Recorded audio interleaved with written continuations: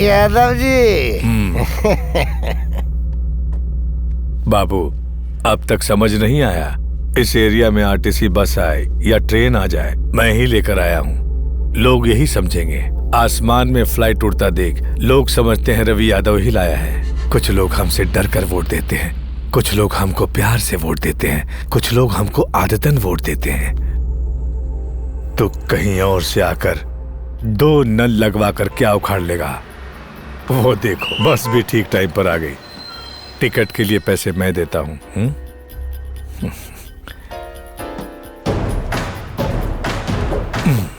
जाओ बाबू, जल्दी जाओ। कोई चलने वाला है क्या? चलना है तो आ जाओ। बचपन में जब कबड्डी खेलता था तब मेरे दादाजी एक बात कहा करते थे, युद्ध में सामना किए बिना पीठ दिखाने वाले से ज्यादा सामना करके हारने वाला वीर होता है। मैं खड़ा रहूंगा और सामना करूंगा। चलो, जय हिंद। अगर तुझ में हिम्मत है तो लिख ले, अगर वीरभद्र में कोई जीतेगा तो वो सिर्फ मैं। चलता हूं। कुछ तो बात है उसमें। उसका कॉन्फिडेंस देखा? मेरे सामने बोल रहा था कि मैं जीतूंगा। पब्लिक पल्स का पता चल गया। काहे का पता चला उसे? उसकी पल्स क्या कहती है अभी जानकर आ रहा हूँ। ये देखिए सर, बाल्टी भर भर के पानी ले जा रहे हैं, लेकिन किसी ने झूठ भी नहीं बोला कि वोट आपको देंगे। हेलो मास्टर, मैं तुम्हें दिल से समझा रहा हूँ, आप जैसे अच्छे लोगों के लिए पॉलिटिक्स नहीं है। सही कहा राज भाई। हाँ। इन्हें पानी पिलाने से ये वोट नहीं देंगे, लेकिन क्या पिलाने से देंगे ये मैं समझ गया। क्या पिलाएंगे सर? अपोजिशन वाले हो ना, तुमको काहे बताएं? उसने नहीं बताया, लेकिन मुझे पता चल गया। वो कोई सस्ती सी दारू पिलाने वाला है। अगर हम महंगी वाली पिलाएं तो सब कुछ अपना हो जाएगा। पब्लिक को तो जैसे झुकाओ झुक जाती है। आप क्या कहते हैं सर? अच्छा है।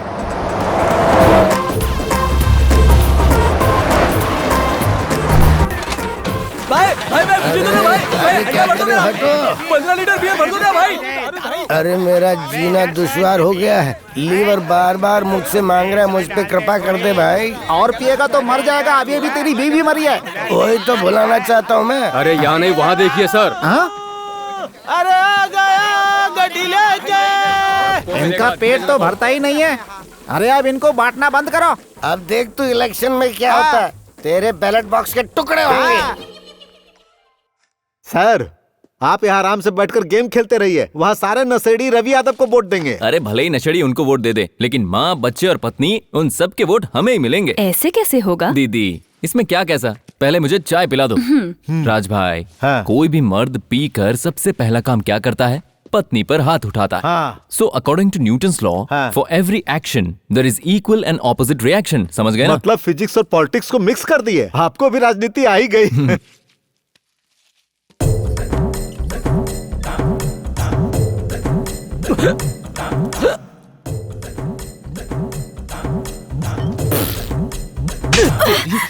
हिचकी आने पर पानी नहीं देना चाहिए, क्वार्टर देना चाहिए। सुबह से पी रहे हो, काफी नहीं है क्या? अपने सुहाग को जवाब देगी, शोहर को भी जवाब देगी, पति देव को भी जवाब देगी, धर्म पति को भी जवाब देगी क्या? काश ये मेरे नसीब में होता। हा? तेरे नसीब में मैं हूँ ये कम है क्या? हाँ? आज से समझ ले तू, चारों मैं ही हूँ तेरा।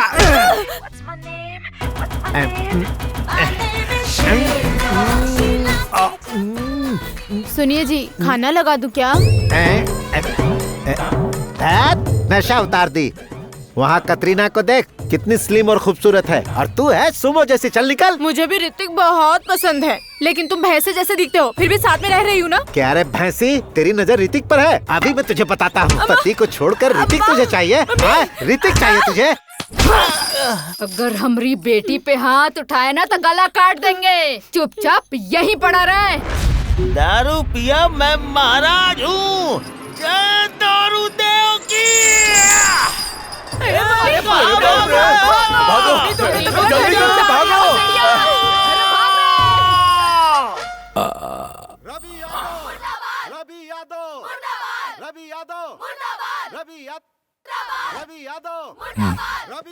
सुन बे, तुझे कुछ सुनाई दे रहा है क्या?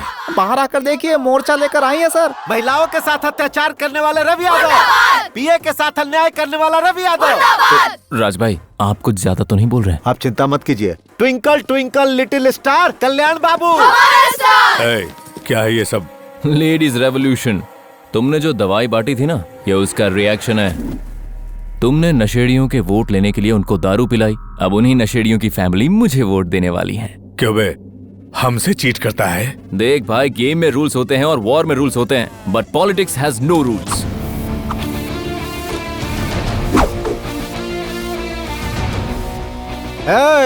पिए मतलब क्लीन शेप करके, नीट कपड़े पहनकर, हाथ में फाइल्स पकड़कर। तू चाय पिए तो कप उठाकर, कार से उतरे तो डोर बंद करके हाथ बांधकर खड़ा रहने वाला समझा है का?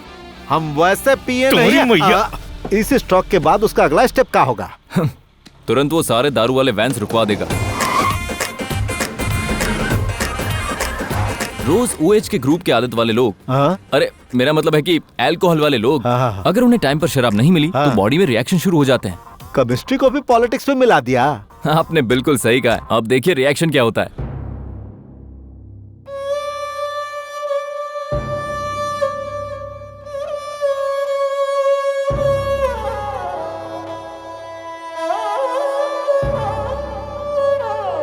अरे सूरज, बेटा सूरज, देख वैन आई क्या? मेरा लिवर बार बार मुझसे पूछ रहा रे। सर, यहाँ वैन अभी तक नहीं आई।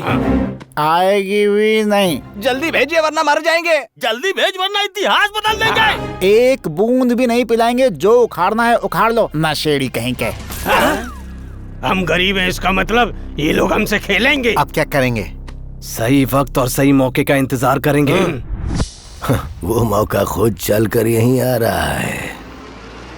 भाई जरा टीवी देखो ना।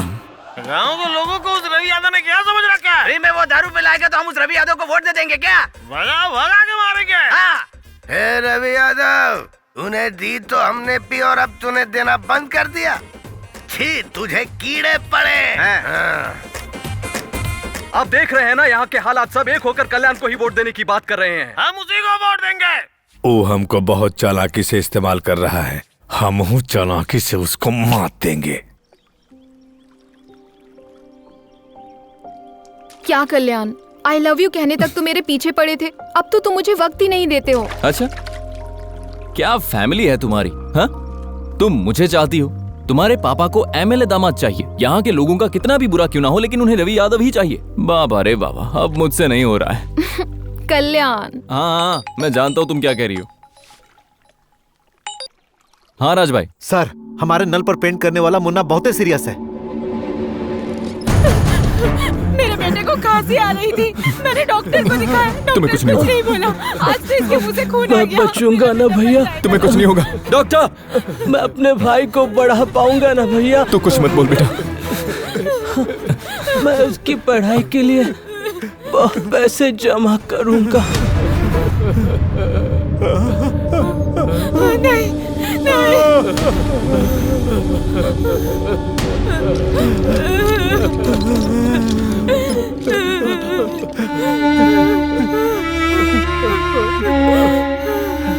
परसों भी ऐसे ही एक केस को लेकर के आए थे, सिलिकोसिस। इस बीमारी का कोई इलाज नहीं है। उस फैक्ट्री में जो काम करेगा उसे ऐसी मौत मिलना कॉमन ही है ना। यहाँ पर इतना कुछ हो रहा है तो कोई बोलता क्यों नहीं है? कोई कुछ नहीं बोलेगा सर। जब ये जिंदा था तब किसी ने कुछ नहीं बोला, तो अब क्या बोलेगा? पर अब ये मर गया है राज भाई। जब तक जिंदा था ना, वो अपने भाई को पढ़ाना ही चाहता था और कुछ नहीं। लेकिन अब हे मुन्ना, तेरे भाई को मैं पढ़ाऊंगा रे। वो भी कहाँ है सर? एक हफ्ते से इसकी तबीयत खराब होने से ये घर पर था, तो उसके लोग आकर जबरदस्ती इसके भाई को उठा कर ले गए। वो अभी भी वहीं पर है। ये फैक्ट्री कहाँ पर है? क्यों पूछ रहे हो सर? मैंने कहा फैक्ट्री कहाँ है?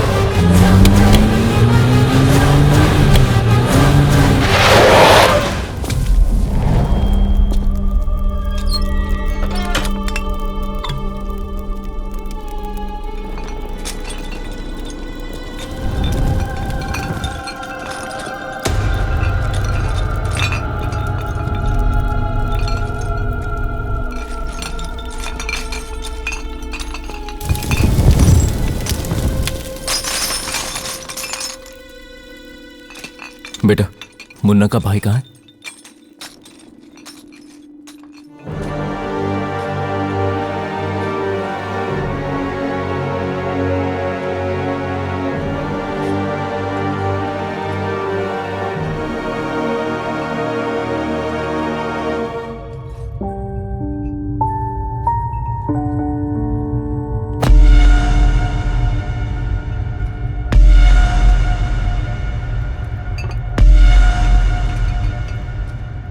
क्यों बे? यहाँ आया नया आदमी ऐसे ही रिएक्ट करता है। यहाँ आने के बाद वापस नहीं जाता। सबकी कब्र हमने यही खोद दी है, आज हम तेरी भी खोदेंगे।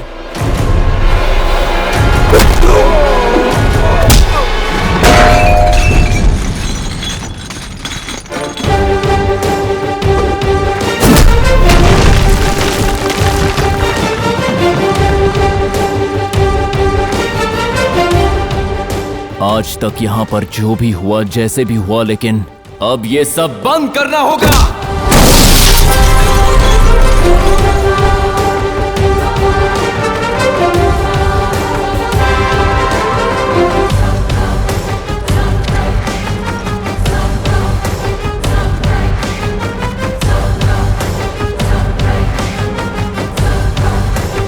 आज इसे यहाँ से वापस नहीं जाने देना है। मारो इसे।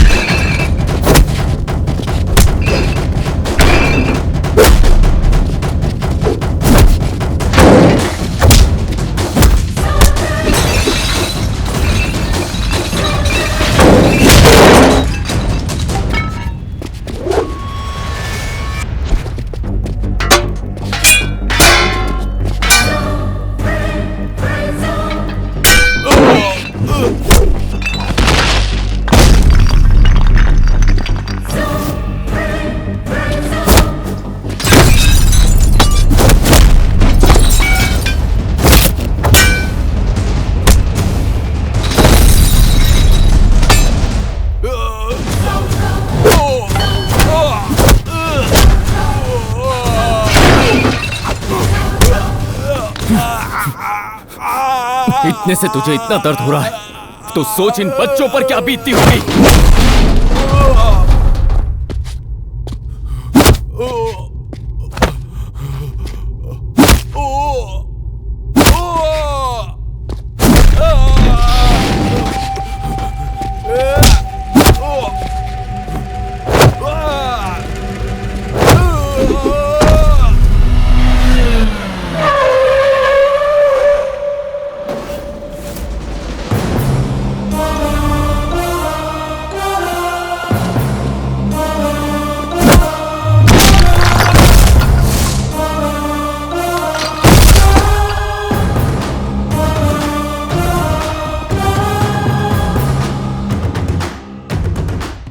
अबे तू इंसान ही है ना।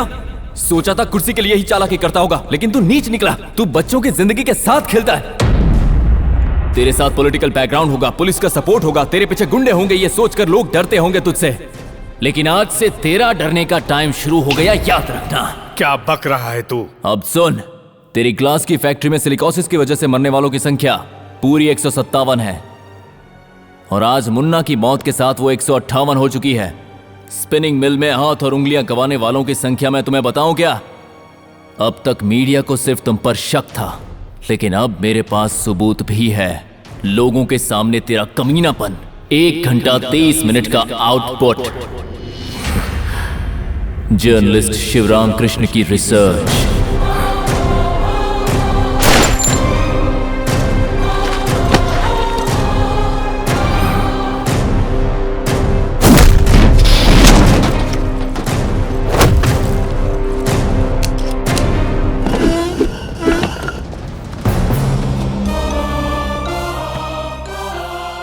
तुमको चाहिए का? बच्चों का फ्यूचर। आज के बाद कोई भी बच्चा तेरी फैक्ट्री में काम नहीं करेगा और उनकी पढ़ाई के लिए जो भी खर्चा होगा वो सिर्फ और सिर्फ तू भरेगा। अब तो हमसे राजनीति कर रहा है? अभी तक तो मैंने राजनीति करना शुरू भी नहीं किया। अगर शुरू किया तो तू कहीं का नहीं रहेगा रवि यादव। अब मेरी बात ध्यान से सुन। अब तू जिंदगी का मोस्ट इंपॉर्टेंट डिसीजन लेने वाला है। अगर मैंने लीगल एक्शन लिया तो चाइल्ड एक्ट के हिसाब से तुम्हें हर बच्चे को 20,000 पेनल्टी देनी पड़ेगी। तुझे अपनी फैक्ट्री बंद करनी होगी। जर्नलिस्ट के केस में तुझे जेल जाना होगा। और इन सबसे ज्यादा मुझे बच्चों का फ्यूचर इंपॉर्टेंट लगता है। तो बोल, उन्हें पढ़ाएगा या फिर तू जेल जाएगा? Choice is yours.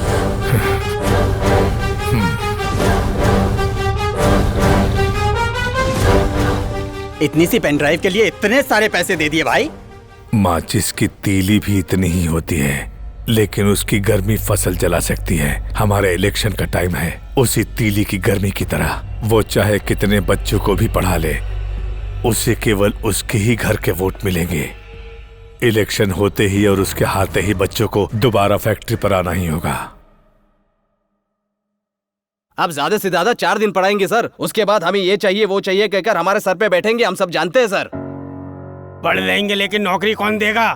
पढ़ाई सिर्फ नौकरी के लिए या सैलरी के लिए नहीं होती, जिंदगी को अच्छा बनाने के लिए होती है। एक लड़की ने एक बहुत अच्छी बात कही थी, बच्चों को जायदाद दोगे तो खर्च होने तक जिंदा रहेंगे, पढ़ाओगे तो हमेशा जीते रहेंगे। बात तो सच है बेटा, ये हमारे अच्छे के लिए सोच रहे हैं। काहे का अच्छा? बिना किसी पढ़ाई के मेरा बेटा हर महीने 2000 कमा लेता है। इनकी बात मानकर अगर उसे स्कूल भेज देंगे तो वो पैसा कहाँ से आएगा? कौन देगा? मैं दूंगा।